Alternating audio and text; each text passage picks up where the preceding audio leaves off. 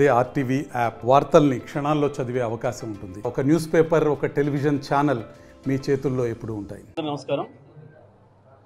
ముందుగా ఉమ్మడి నల్గొండ జిల్లా బీఆర్ఎస్ పార్టీ శ్రేణులందరికీ పార్టీ ఆవిర్భావ దినోత్సవ శుభాకాంక్షలు తెలియజేస్తా ఉన్నా.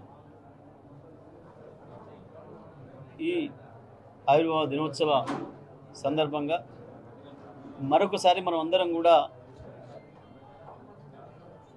మరొక ఉద్యమానికి ప్రతినబూనాల్సిన అవసరం వచ్చింది. 14 సంవత్సరాలు పోరాడి 10 సంవత్సరాలు రాష్ట్ర అభివృద్ధి కొరకు ఆహార్నిశలు కృషి చేసి నిర్మాణం చేసుకున్న తెలంగాణను, బంగారు తెలంగాణ బాటలో పయనిస్తున్న తెలంగాణను అడ్డగోలు అమలుకు సాధ్యంగాని హామీలను ఇచ్చి అధికారంలోకి వచ్చిన కాంగ్రెస్ పార్టీ ఏ రకంగా నాశనం చేస్తుందో 4 నెలల్లోనే అర్థమైంది. మనకు తెలంగాణ ప్రజలందరి అనుభవంలోకి వచ్చింది.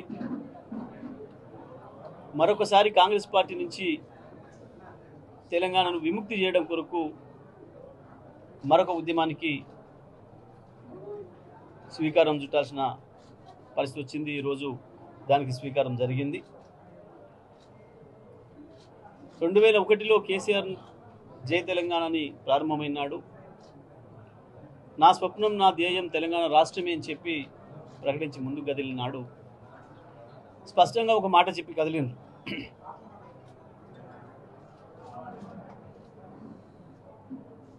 ఎవడి కడుపులో తలబెట్టినా, ఎవడి కాలు ముక్కినా, ఎవడికి విజ్ఞప్తులు చేసినా తెలంగాణ సమస్యలు పరిష్కారం దొరకదు. మన నీళ్లు, మన నిధులు, మన నియామకాలు మనకే ఉండాలంటే సొంత రాష్ట్రమే శరణ్యం తప్ప ఇంకొకటి లేదు అని చెప్పి ప్రకటించి ఆ రోజు తనకున్న పదవులన్నింటినీ వదిలేసి ప్రజల్లోకి వచ్చి తెలంగాణ రాష్ట్ర సాధన లక్ష్యంలో ఏ క్షణమైనా నేను వెనుదిరిగితే రాళ్లతో కుట్టి చంపండి అని చెప్పి ప్రకటించిన ఆత్మవిశ్వాసం కలిగిన ఏకైక నాయకుడు ఈ దేశంలో కేసీఆర్ గారు. నిజమే, అనేక ఆటుపోట్లు, అనేక ఎత్తుపల్లాలు. తను ప్రారంభించిన ప్రయాణం అంత ఈజీగా సాధ్యం కాదని, ఇందులో ఈ దారిలో ముళ్ళు రాళ్ళు అన్నీ ఉంటాయి. దాంతోపాటు మనుషుల్ని మాయం చేసే సైతాన్లు ఉన్నారు అవతల. ఈ దేశంలో మేమే పెద్ద మునగాళ్ళం, ఈ దేశాన్ని మేమే నడిపిస్తున్నాం అనుకుంటున్న వాళ్ళతోని కొట్లాట ప్రారంభించి మేముండగా మమ్మల్ని కాదని తెలంగాణ తెచ్చుకుంటాడా కేసీఆర్కి, బగ్గపలిచిన కేసీఆర్తో సాధ్యమైద్దా? మగలో పుట్టి పుబ్బలో పోయే పార్టీ ఇది అని చెప్పి హేళన చేసిన వాళ్ళందరినీ నేలకు కొట్టి వాళ్ళకి అర్థం కాకుండా తెలంగాణ తెచ్చిన కేసీఆర్ ఆ ప్రయాణంలో ఎన్నో ద్రోహాల్ని, ఎన్నో మోసాలని ఎదుర్కొన్నాడు. పట్టుమని పిడికేడు మందితో ప్రారంభించుకున్న ఉద్యమం టీఆర్ఎస్ పార్టీ నాయకత్వంలో వేలు, లక్షలు, కోట్ల మందిని కదిలించి చివరికి తెలంగాణ వచ్చుడో కేసీఆర్ చచ్చుడో అనే నినాదం ఇచ్చి ప్రాణాన్ని పణంగా పెట్టే పరిస్థితి వచ్చి చావు నోట్లో తలబెట్టి తెలంగాణ తీసుకొని బయటకు వచ్చిన కేసీఆర్, తెలంగాణ ప్రజలు తెలంగాణ ఉద్యమాన్ని నడిపిన మీకే తెలుసు. ఈ రాష్ట్రంలో ఏ మూలన ఏ నీళ్ళు ఎట్లా ఇవ్వాలి, ఏ ఇంచు భూమికి ఏ చుక్క నీళ్ళు ఎట్లా తేవాలి, కృష్ణా గోదావరి నదుల్లో ఏ దళితవాడలో, ఏ గిరిజన తండాలో, ఏ గోండుగూడాల్లో ఎవరి మనసులో ఏ బాధలు ఉన్నాయో తెలిసిన నీవే తెలంగాణ పరిపాలించాలనే అవకాశం ఇస్తే ప్రపంచమే ఆశ్చర్యపోయేలా రాదనుకున్న విద్యుత్తును పోదన్న స్థితికి తీసుకొచ్చి భారతదేశంలో అన్ని రంగాల వినియోగదారులకు 24 గంటల విద్యుత్తునిచ్చిన ఏకైక అద్భుతమైన పరిపాలన దక్షుడిగా పేరు తెచ్చుకొని అభివృద్ధిని సంక్షేమాన్ని సమపాలనలో నడుపుతూ ఆకలి చావులు ఆత్మహత్యలతో ఉన్న తెలంగాణను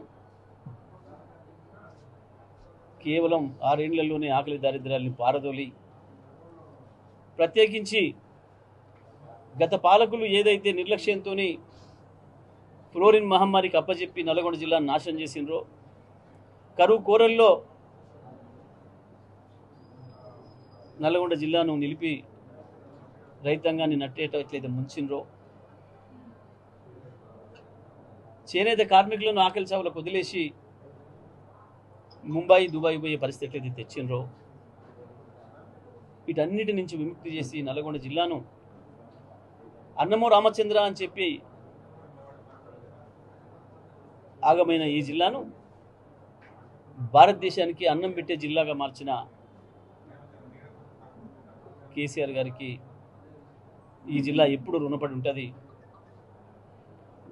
కేసీఆర్ గారు ప్రారంభించిన టీఆర్ఎస్ పార్టీ ఈరోజు బీఆర్ఎస్గా రూపాంతరం చెందిన బీఆర్ఎస్ పార్టీతోనే ఈ జిల్లా ఉంటుంది. తప్పకుండా ఈ జిల్లా మరొకసారి కేసీఆర్ గారు రుణం తీర్చుకోవడానికి తహతలాడుతుంది. కేవలం 3 లక్షల మెట్రిక్ టన్నుల ధాన్యాన్ని దేశానికి అందించిన ఈ జిల్లా ఇవాళ 40 లక్షల మెట్రిక్ టన్నుల ధాన్యాన్ని దేశానికి అందించి భారతదేశంలోనే నెంబర్ 1 జిల్లాగా అయింది అంటే అది కేసీఆర్ గారికి రైతుల పట్ల ఉన్న ప్రేమకు, వ్యవసాయ రంగం పైన వారికి ఉన్న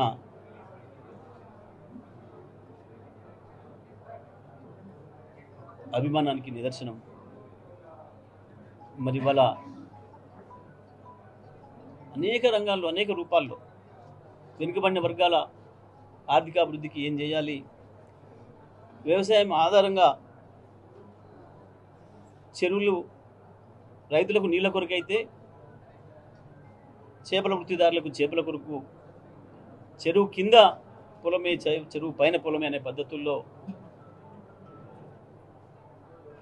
గొర్రెల పెంపకం కావచ్చు, నాయి బ్రాహ్మణ సోదరులకు కావచ్చు, రజక సోదరులకు కావచ్చు, ఎంబీసీలకు కావచ్చు, వీరు వారిని లేకుండా ప్రతి ఒక్కరికి ఏ రకంగా వాళ్ళ ఆర్థికాభివృద్ధికి తోడ్పడాలి, ప్రభుత్వం అనేది సమాజం చివరి అంచున ఉన్న వాళ్ళకి ఎట్లా చేరుకోవాలని చెప్పి ఈ దేశానికి ఒక కొత్త నమూనాను అందించిన